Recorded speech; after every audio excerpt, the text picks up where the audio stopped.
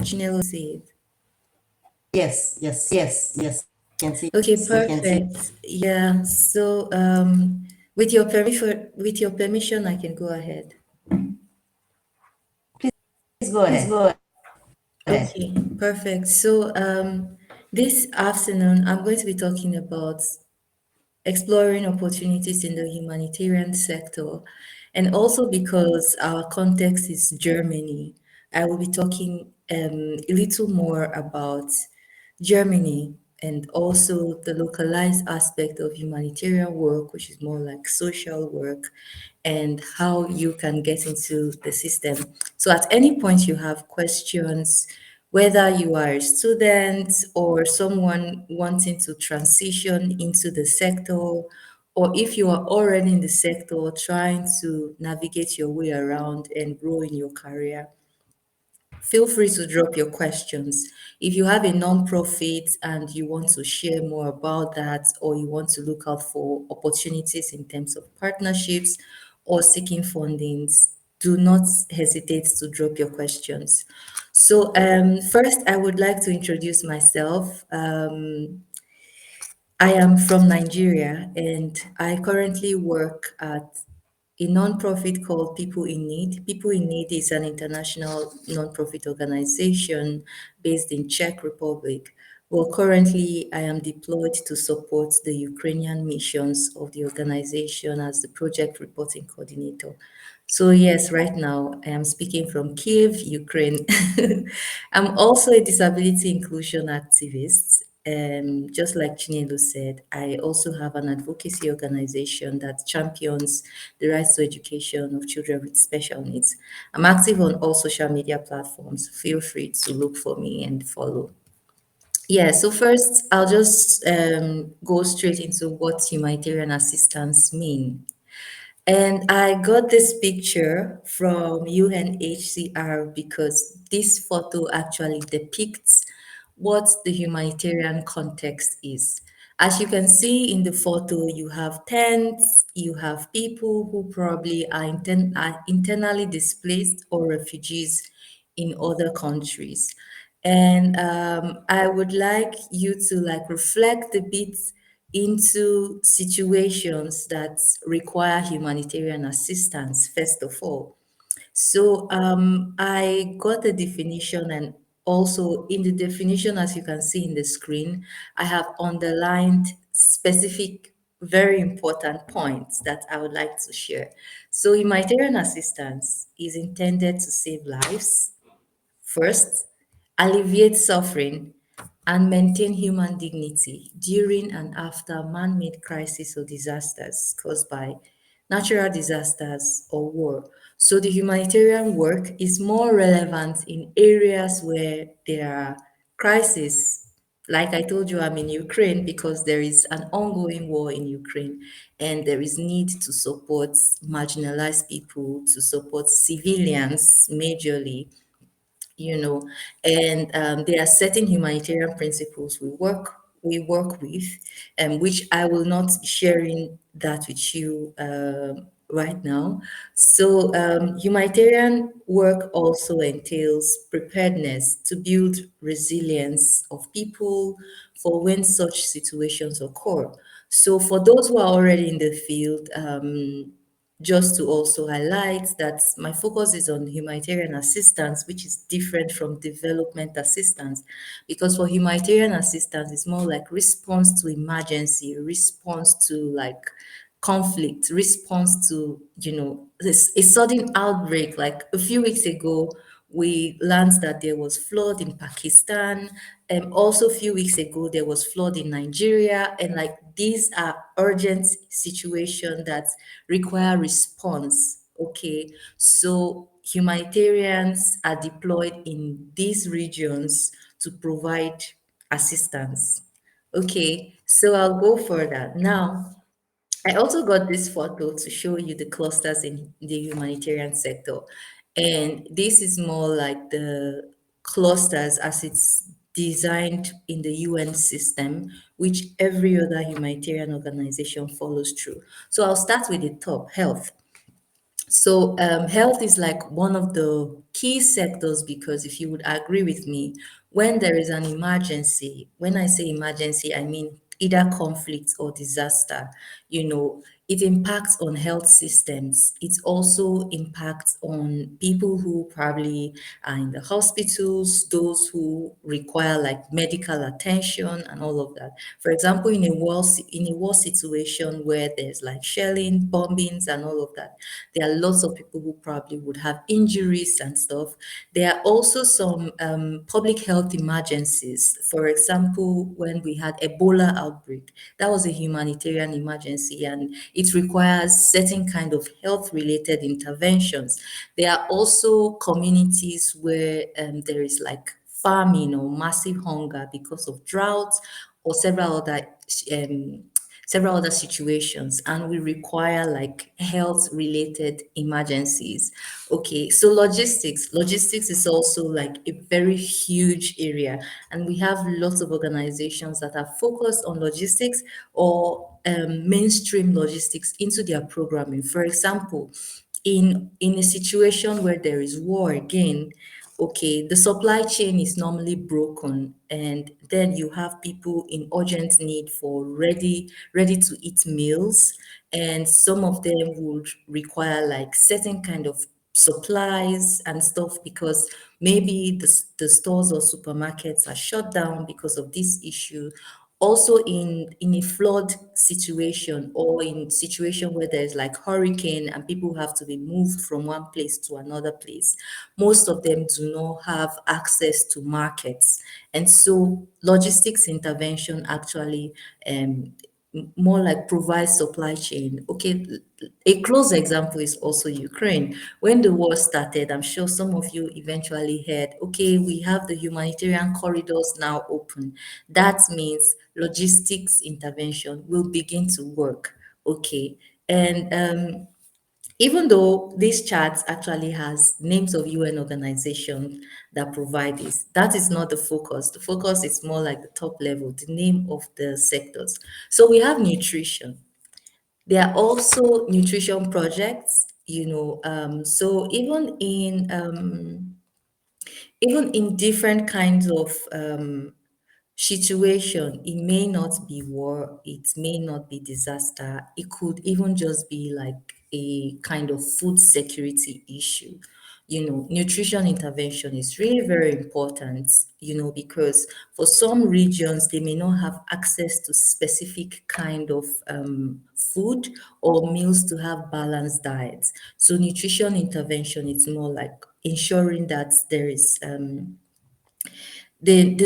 nutritional balance in the food that is being provided, and also in cases of preparedness, like I had mentioned in the first slide, there are also nutrition intervention to support people. Let's say if there is a forecast that there will be a drought now, humanitarians can design programs to even prepare the people for that phase by teaching them what they can eat, to maintain healthy diets. Yeah.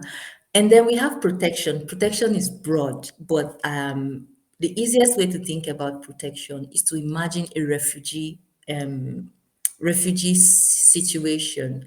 Okay. So for example, Germany hosts like one of the largest number of refugees in Europe, not globally. In Europe, Germany hosts like lots of refugees from Syria, Iraq, and several other countries. Okay, and protection is like a huge project. Protection entails both supporting people with legal documentation. So, for example, people who suddenly have to leave their homes, many of them travel without their legal documentation. And most times, even when you want to register as an asylum seeker, you need to prove that, oh, I am from this place. But then your identity needs to be somehow proven. So protection interventions also like support people who need this kind of support. There's also something related to child protection.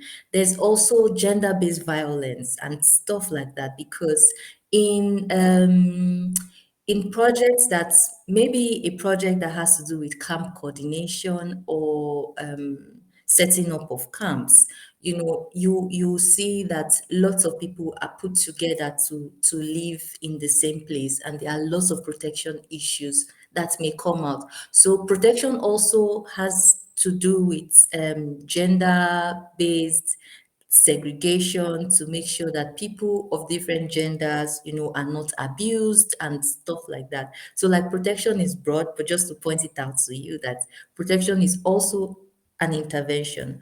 And we also have shelter. Shelter, just as the word shelter, shelter is more like providing physical shelter to people. It could be in the humanitarian sector, most of the shelters are more like, they are not permanent structures. They are more like tents. Remember the first picture I showed you? That tent, it's more like shelter projects. And the way shelter projects are designed, it's based on the context. So if it's a very fragile context, like we would call it, if it's a fragile context, then very temporary shelter is provided. So for example, if people are displaced because of flood or something like that, or because something happened, and if that situation do not have the propensity to continuously occur, they may set up like temporary shelter, hoping that when everything is stabilized, the people are moved back to their community. There are also semi-temporary shelters or permanent shelters, like what is being done in Ukraine. So for permanent shelter, also in Nigeria, where I come from, in the northeast, where we have some kind of crisis because of the terrorist group in just one part of the region, there was like a massive shelter program in collaboration with other donor governments. So there were new communities created because most people are not able to go back to their communities. So they had to like create new communities. That's a shelter. So like there's water, sanitation, and hygiene. Short form is called WASH. It also includes everything related to water, everything related to hygiene or sanitation. We also have camp coordination and camp management, which is also related to shelter some way. But for camp coordination, there are like different kinds of techniques. And you hear of humanitarian technologies being deployed, and many camps are even like villages. Some camps have been in existence for like many years, because even if a particular set of people come, they go when there is crisis again, another set of people come and go, and there's lots of mechanisms involved in coordinating camps. So we have early recovery.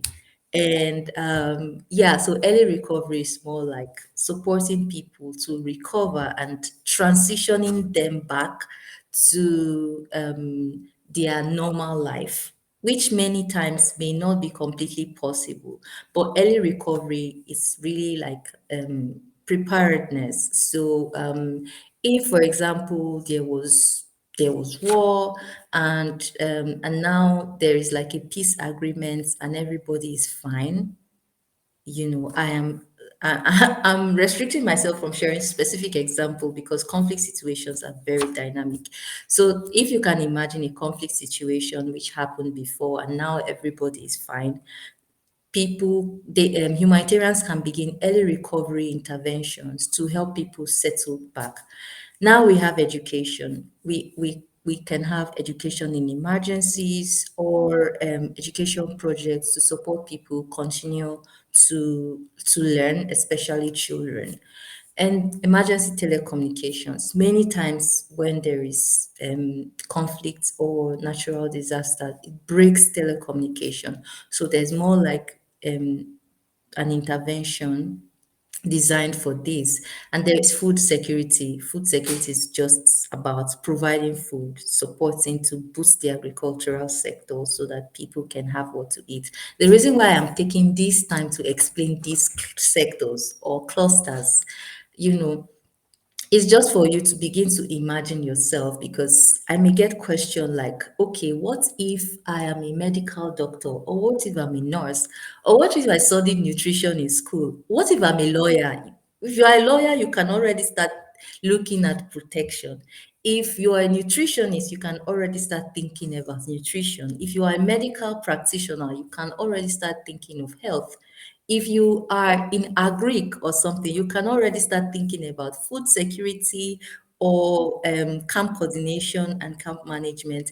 If you are an architect, you can already start thinking about shelter. If you are a teacher, you can already start thinking about education. So it's really broad and cross-cutting, and lots of people have the opportunity, even if you did not study international humanitarian action, for example, like I did, you can actually find a place in the humanitarian space.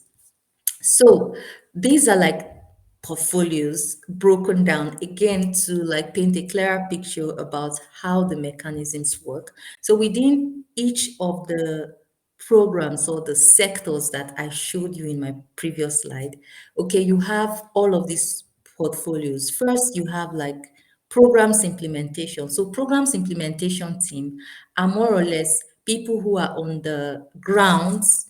For example, if it's a food security project in a humanitarian context, you have organizations who have ready-made meals, and then they have like their team in the field dispatching these items. Those are like people at the implementation um, stage, people who work at the implementation stage.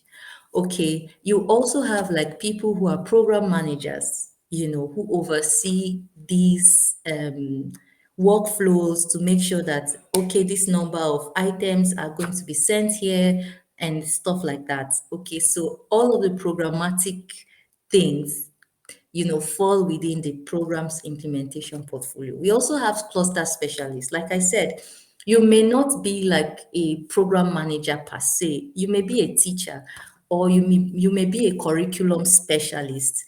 And you can say, okay, I want to like be a specialist or a technical specialist in this area. You may be a medical doctor, and you know, you can actually find a place within the cluster system, which is what I showed you in my previous slide. Okay, now we have operations and logistics. So the drivers who move all of these things, the people who manage the supply chains, they all fall within operations and logistics. The HR and all of that, they fall under operations and logistics. We have finance. Finance is of different categories. We have finance in terms of grants, grant controlling, because if we have like grants from donors, we have people who are like specialized um in managing like the financial aspects of the grants.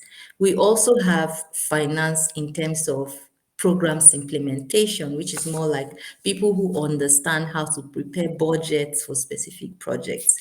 And then we have communications. Of course, you see a lot of things about humanitarian organizations on the internet, and you read a lot of papers and stuff like that. So we have like communications teams who prepare that. So this is more like a whole portfolio, and different organizations have different way of doing things. So communications could be project based, communications could also be like organization based. And one of the strongest things about communications is supporting with sharing stories about what is going on in the communities where humanitarians work, and stories about impact. We also have monitoring, evaluation, and learning, which is really big. So when you think about this, emerging data, data is now a big issue in Europe because of the data privacy law.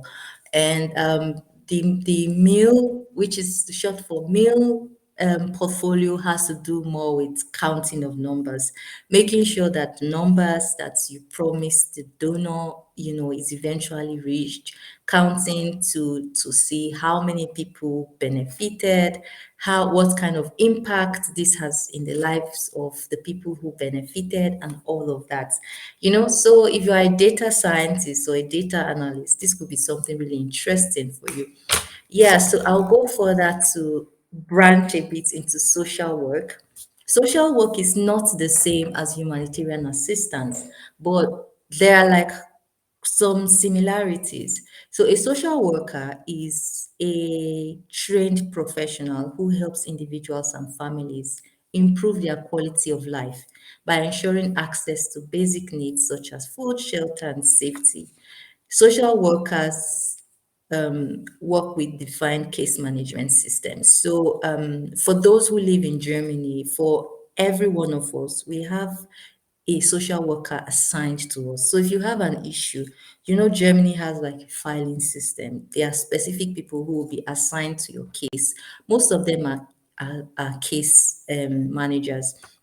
Even most recently, for those who followed the Ukrainian or like Syrian issue, or even when Afghanistan's had to move, like there was like a system, in which everything went through. So you have social workers who are assigned to these people to have like one-on-one interactions. Now that's the difference. Social workers have one-on-one interactions with people in need or families in need, and they support them on a case by case basis.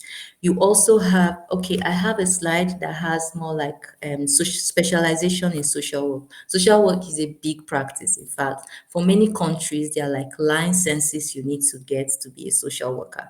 So you can be a community social worker, providing community level support to people within a particular group. You can be a child and family social worker. You could be assigned to children, whether children with disabilities or those without. You can be assigned to specific families who need support. Okay, there's mental health social worker. So these are like, most of them are psychologists. They provide specific support to people who have mental health issues. Some of them are assigned to homes, some of them are assigned to families, and every single country has a kind of system on how like social workers or social work should be done.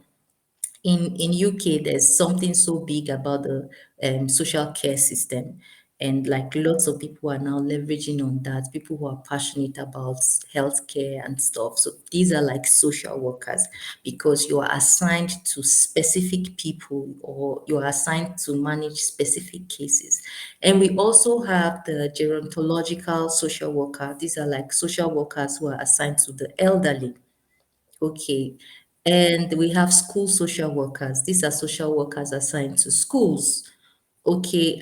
So another thin line I could mention is for social workers who are assigned to schools. Most of them could also be like child protection experts. So some of you may have heard of cases where a child doesn't show up in school, and then the government probes further. So the social worker assigned to that family or that child follows up on their case. So just imagine it, the case by case management system is like the clear way to see the difference. Yeah. So yeah, how to get into social work or even humanitarian work. Most times you need like master's, bachelor's in social work. And even if you don't have, if you studied psychology, you studied education, you studied anything related to care, you can be a social worker. And just like I said earlier, when I showed you the different clusters within the humanitarian system, if you studied things that are like specific to each of those clusters, you can actually find your way in.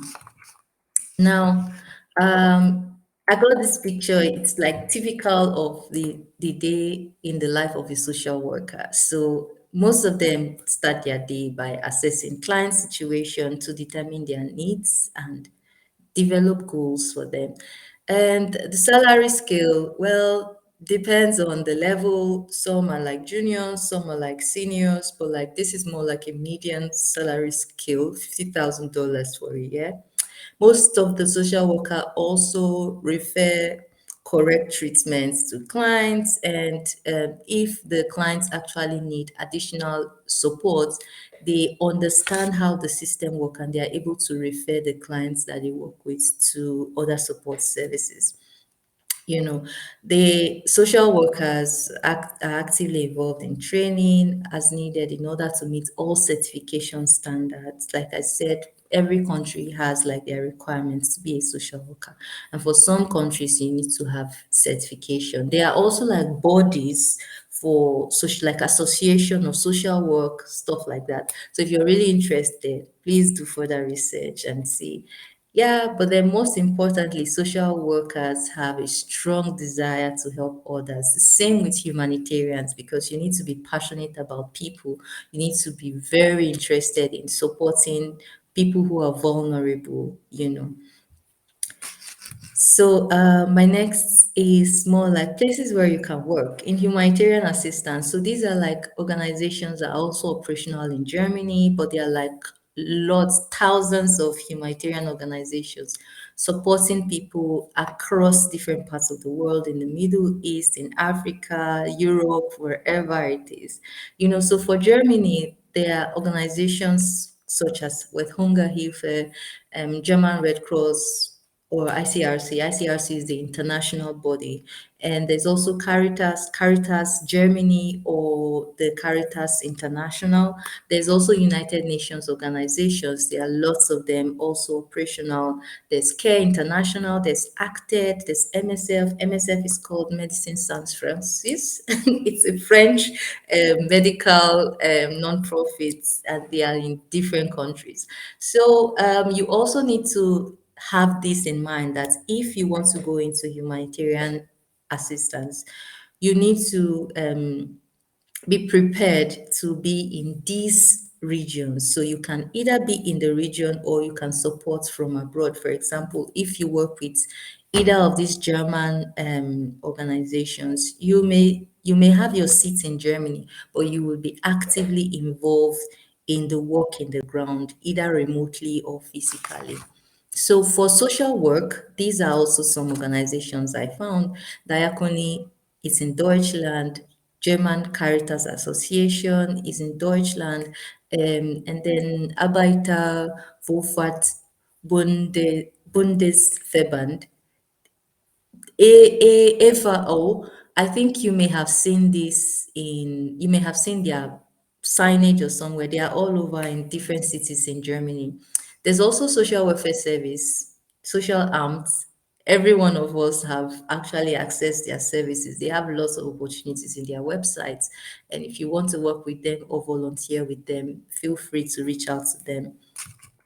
And yeah, so I also got this website where you can apply to humanitarian jobs, especially when you want to do international humanitarian work, just like what I do. I told you I'm in Ukraine right now, and I've also supported several programs in Afghanistan, South Sudan. I've worked in Nigeria, Ghana, multiple countries. So yeah, there's that part of moving from one place to another based on the needs. There's also another part of stationing to build a career just in one particular place. So if you visit either of these websites, you will find lots of jobs. If you decide to work in any of the conflict affected or disaster prone areas, you'll find lots of opportunities in the field. You will also find lots of opportunities if you want to do administrative tasks. For example, you want to sit in Germany and support projects going on in different parts of the world. So you can feel free to look at this. You can also look at the official websites of organizations. If, for example, there are organizations you specifically like, you can follow them and see when they are advertising jobs. LinkedIn, I cannot explain how much benefits LinkedIn is. I mean, there are lots of opportunities in LinkedIn. Some jobs posts adverts through LinkedIn. You can also build connections and learn from other people who are active in the field from LinkedIn. And then for people who have nonprofits or social work focused organizations and you are looking for funding, Germany is one of the largest donors in the world. And there's so much funding from Germany to other places outside Germany or even within Germany. So the website you have here, fundsforngos.org, is an opportunity. It's a good platform where you can find funding. Another thing is to check out Federal Ministry of Economic Cooperation, BMZ. They are called Bundesministerium for Wirtschaftlich, yeah, such a long name, but BMZ, everybody knows BMZ. So you can just simply Google Federal Ministry of Economic Cooperation and Development. In their website, you will find like lots of information about funding within and outside of Germany if you want your organization to support other countries while in Germany. Erasmus is also a huge one. Erasmus Plus. Erasmus Plus provides like funding for education and cultural programs, but limited to Europe. So if your activities are within Europe, you can just Google Erasmus Plus funding and you find lots of them. They also have exchange programs, they have like specific programs on education and culture. Yeah, so that's basically it. So this was me like in the Nigerian missions. So I was working on an education project, and these are like two scenarios. I just wanted to show this to you, and also to end by saying that as a humanitarian, we also have soft life. And when I say soft life, I mean like life of lounging, enjoying, and stuff like that, living chill.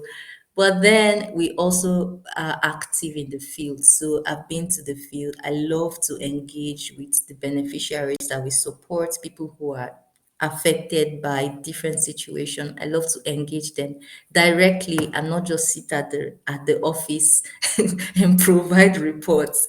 Yeah, so this is me in some communities. And yeah, that's all I have for you. I look forward to your questions. Thank you very much. This is my name. My website is deborahbrown.eu. You'll find lots of interesting things about me. And if you want to reach out to me, feel free to write me an email. That's my email address. And you can connect with me on Twitter, on Instagram via I am Debbie Brown, or LinkedIn and Facebook with my full name. So thank you so much. And let me see if there are like questions. This is full load. I can, I believe also going to agree with me that we've well concise, like, explained information, different clusters, and what the deploration and things in within. But it seems like you already touched on it. A lot of people ask me, get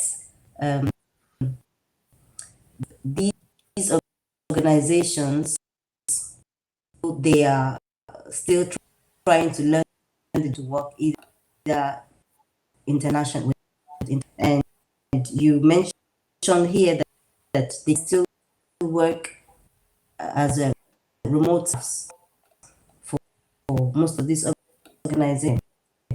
People are running away Yeah, your from sound is Q&A. breaking a bit, but from what I got from you, it's some people are concerned about going to the field. They rather want to support remotely. Is that what you said? Actually, they want to Mm-hmm. international environment. That's my Okay. Yeah, question. like I said, one of the things about humanitarian work is passion for people. Once you are passionate about people, like you want to be where the people are, but then we all have to be security conscious. So if there are specific contexts you're really passionate about or specific topics, for example, right now what is trending is gender in Iran. If you are really passionate about gender issues and you can live in the Middle East, go to Iran.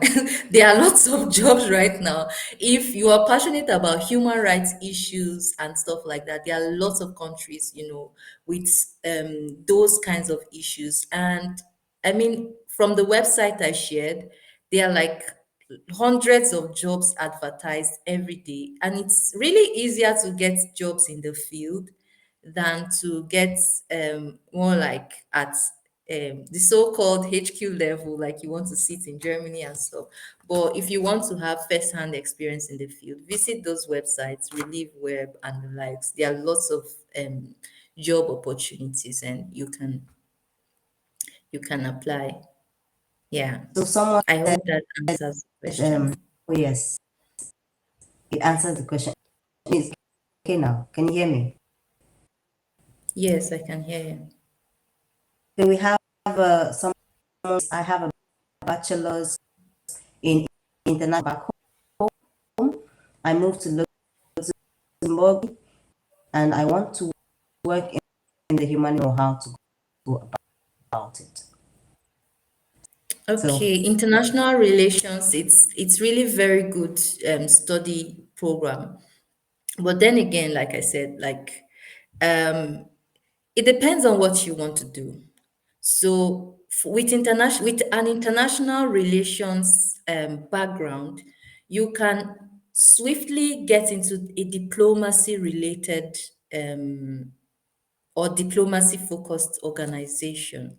But if you want to work in the humanitarian field, you need to get like something extra, maybe something related to like project management or something related to one of the sectors. Okay. And if you have not worked in the humanitarian field before, you may want to start by volunteering with a community-based organizations in Luxembourg. There are always like organizations ready to accept volunteers. You might want to have your first hand experience there, get your hands on some of the projects, know how the processes are, and with that experience, you can decide if you want to work international. Depends on your residency status as well, because I imagine that you recently moved to Luxembourg. I don't know if you have like a permanent working visa, then you can decide to get a job there. But if you are okay with like relocating and all of that, because as an African, another big thing is visas. If your visas allow, fine. And you can also check if the company sponsors visa. For example, I'm in Ukraine because the organization I work with, everything related to visa, they took care of it. So if it's like a position that the visa is covered, you can decide to go to the field. Like there are lots of people who will be willing to have you in the field. But besides that, try to get something extra. Try to get an experience in a specific sector, so that you can build on that to get into the field. Okay. Yeah. okay, so thank you very much, Debbie. That was yeah. She said she has a. You just need to build up on that and find Yeah. out what area in Luxembourg. If you have your visa, super. Try to look for humanitarian organizations located in Luxembourg.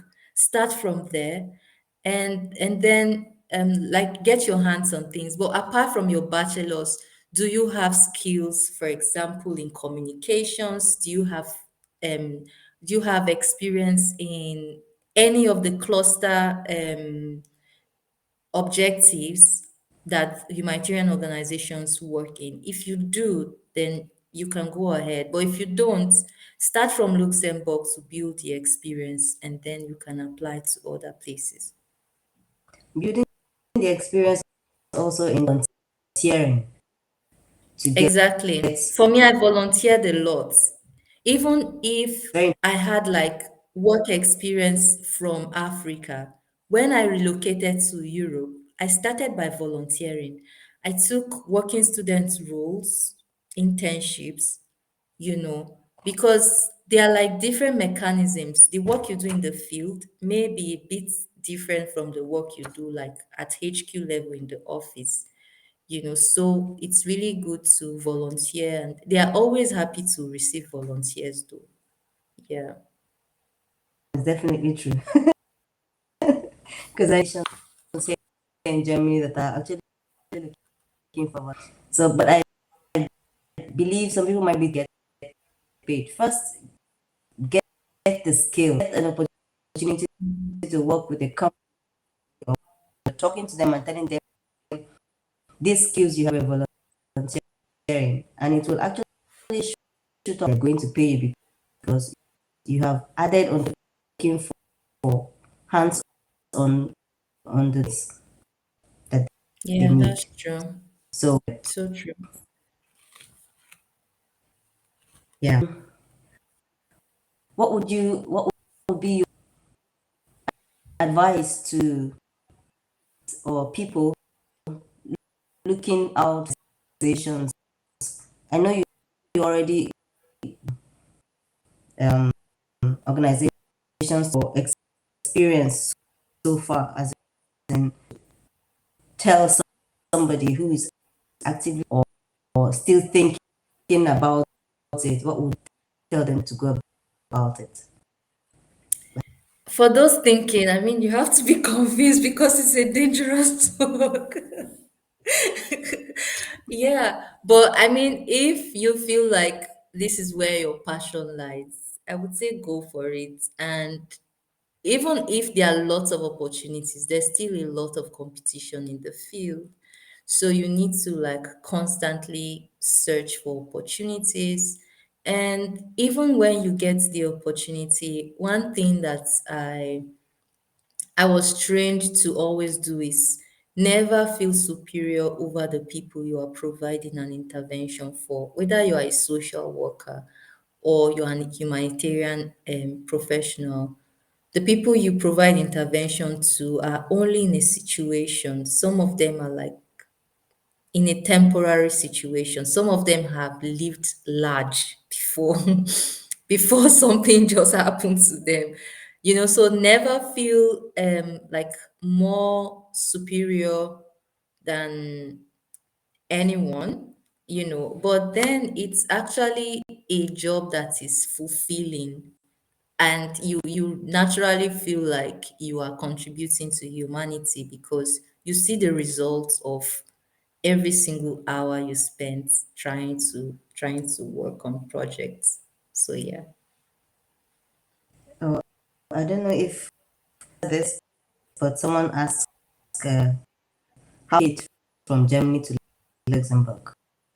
Do you, How you can relocate from Germany to Luxembourg?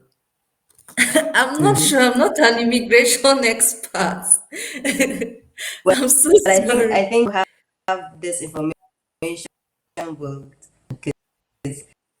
this has to do with uh, Visas. immigration. Yeah, I'm You're not an immigration expert, so I'm so sorry. moving Yeah. there. Are you going there for work? Because most people move based on either is there or you have a school there. You know, so definitely if you get a job in Luxembourg, then of course if you move, then why not? You can move. A question for those who are immigration and answer this question. Yeah. Say thank you so much, Deborah, and for giving us this areas of how to, sorry,